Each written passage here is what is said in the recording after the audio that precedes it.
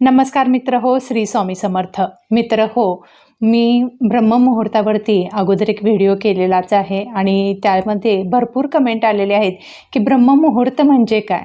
तर ब्रह्म म्हणजे आत्मा, ज्ञान आणि दैवत्व आणि मुहूर्त म्हणजे वेळ.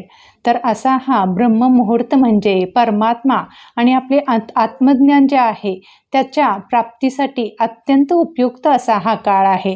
हा काळ असतो सकाळी पहाटे 3 ते 5 या वेळेत. त्यावेळेला जर तुम्ही उठला आणि तुम्ही जर नामस्मरण केलं, कोणत्याही देवाचं तुम्ही नामस्मरण करू शकता आणि त्यावेळेला जर तुम्ही उठून नामस्मरण केलं, योग साधना केली, नंतर जप ध्यान केलं किंवा आध्यात्मिक पुस्तकं वाचली तरीसुद्धा तुम्हाला खूप छान असा तुमच्या मनामध्ये एक सकारात्मक बदल झालेला दिसून येणार आहे.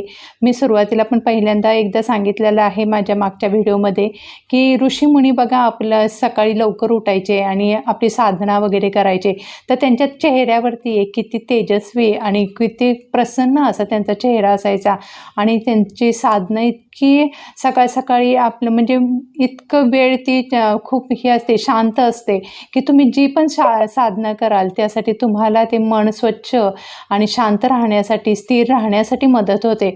म्हणून बघा आपण सकाळी जर लवकर उठून नामस्मरण वगैरे केलं, योग साधना केली तर त्याचा आपल्याला खूप छान असा परिणाम दिसणार आहे.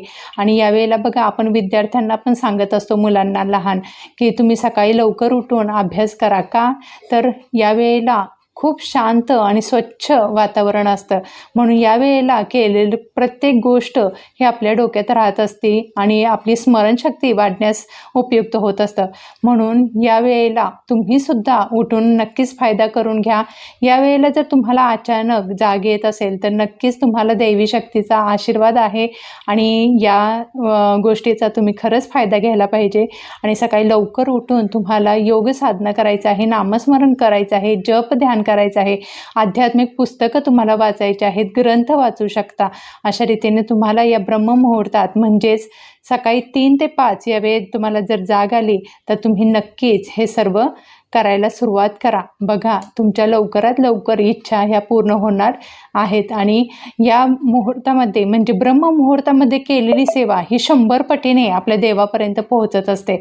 म्हणून तुम्ही याचा फायदा नक्की घ्या. श्री स्वामी समर्थ. जय जय स्वामी समर्थ. धन्यवाद.